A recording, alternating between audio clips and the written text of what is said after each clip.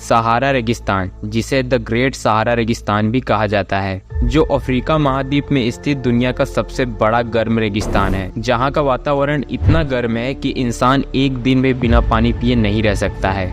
इतने खतरनाक होने के बाद भी सहारा रेगिस्तान अपने अंदर बहुत सारे मिस्ट्री को छुपाए हुए है, चाहे वो इजिप्ट का पिरामिड हो या गायब हुआ पूरा शहर Atlantis.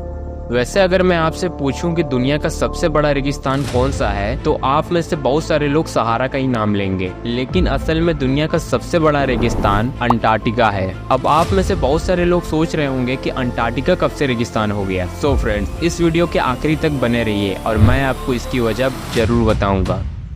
So hey guys, it's me Mehtab Ahmed और आप देख रहे हैं यूनिक वर्ल्ड।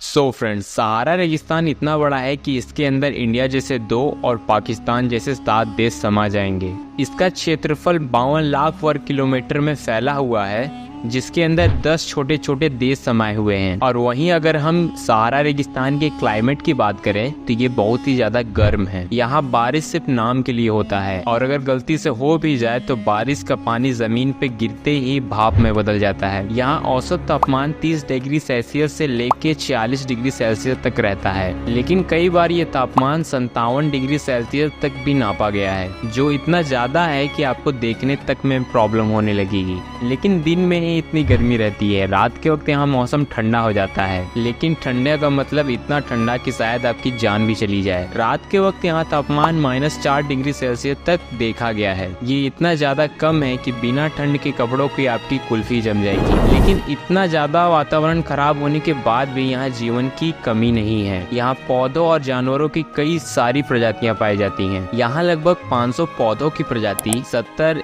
स्तनधारियों की प्रजाति, 90 पक्षियों की प्रजाति और लगभग 100 सरीसृप की प्रजाति। इनके अलावा मकड़ियाँ, बिच्छू और अन्य छोटे आर्थ्रोपोड की कई सारी प्रजातियां पाई जाती हैं। लेकिन यहाँ का सबसे लोकप्रिय जानवर तो ऊँट ही है। अब जबकि ऊँट के बारे में बात हो ही रही है, तो ऊँट के बारे में आपको एक फैक्ट बता देता हूँ। दरअसल ऊँट की पूर्वजों की उत्पत्ति उत्तरी अमेरिका में हुई थी, लेकिन आज से 4 या 5 मिलियन साल पहले इनके पूर्वज खाने की तलाश में अफ्रीका महाद्वीप तक चले आए। और वहीं वैज्ञानिकों का मानना है कि ऊँट लगभग 45 मिलियन साल पहले पृथ्वी पे आए थे या इनका विकास हुआ था। So back to the topic. अब आप लोग सोच रहे होंगे कि ऊँट इतना लोकप्रिय क्यों है, तो दरअसल इसका एक कारण है, क्योंकि ये रेगिस्तान में परिवहन के लिए सबसे अच्छा साधन है। सो फ्रेंड्स, आप में से बहुत सारे लोग सोच रहे होंगे कि इतनी ज्यादा कठिन परिस्थिति होने के बाद शायद ह्यूमन यहाँ नहीं रहते होंगे, लेकिन ऐसा नहीं है। सहारा रेगिस्तान में ह्यूमन की पॉपुलेशन 25 लाख तक है, जिनमें से ज्यादातर लोग खाना बदोश जीवन बिताते हैं, यानी कि जहाँ खाना मिले ये वहीं रहने लगते हैं। और ऐसा हो भी क्यों ना, सहारा रेगिस्तान में खाने और पानी के लिए इतनी कम लिमिटेशन है कि इंसानों को खाना बदोशी जीवन बिताना ही पड़ता है। लेकिन इसके बाद भी सहारा रेगिस्तान में 10 से ज्यादा झीलों को ढूंढा गया है,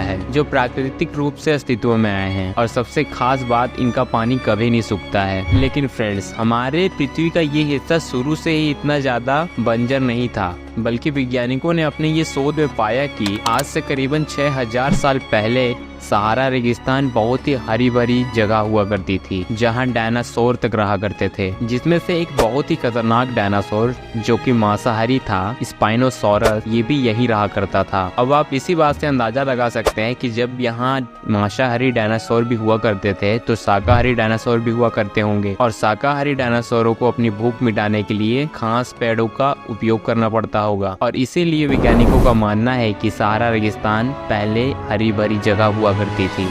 लेकिन जलवायु परिवर्तन के कारण सहारा रेगिस्तान को बंजर बना दिया। लेकिन कोई बात नहीं, वैज्ञानिकों का अनुमान है कि सहारा रेगिस्तान आज से 15,000 साल बाद फिर से हरी भरी हो जाएगी। अब ऐसा होगा कि नहीं, ये तो वक्त ही बताएगा। वैसे भी हम और आप इस चीज को देखने के लिए यहाँ पे मौजूद ही नहीं होंगे।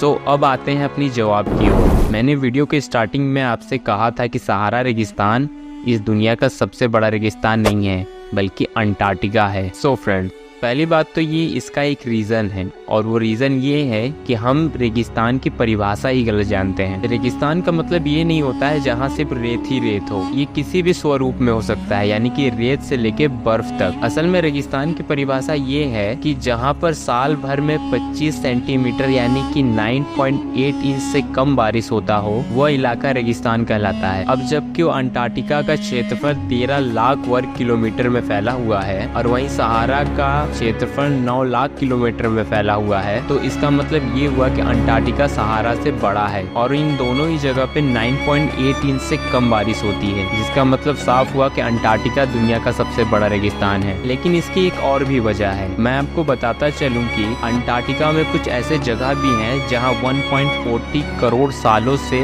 बारिश नहीं हुई है। आप सोच सकते हैं कि कितना लंबा समय है। वैसे अगर आप लोग नहीं समझ पाए तो मैं इसे थोड़ा इजी कर देता हूँ। अगर आज के बाद आपसे कोई पूछे दुनिया का सबसे बड़ा गर्म रेगिस्तान कहाँ है तो आप सहारा ही बताएं, लेकिन अगर आपसे कोई पूछे कि दुनिया का सबसे बड़ा रेगिस्तान कहाँ है तो आप अंटार्कटिका ही बताएं। सो हो गया ना क्लियर। सो फ्रेंड्स, यही थी एक छोटी सी डॉक्यूमेंट्री सहारा रेगिस्तान पे। अगर आपको इस वीडियो से कुछ भी नया सीखने को मिला हो तो इस वीडियो को लाइक और चैनल को सब्सक्राइब करना मत भूलें, और मुझे कमेंट में बताना मत भूलें कि क्या आपको पता था कि दुनिया का सबसे बड़ा रेगिस्तान अंटार्कटिका है। सो बस फ्रेंड, इस वीडियो में इतना ही। मैं फिर मिलूंगा किसी और वीडियो के टॉपिक के साथ, तब तक के लिए सी यू लेटर।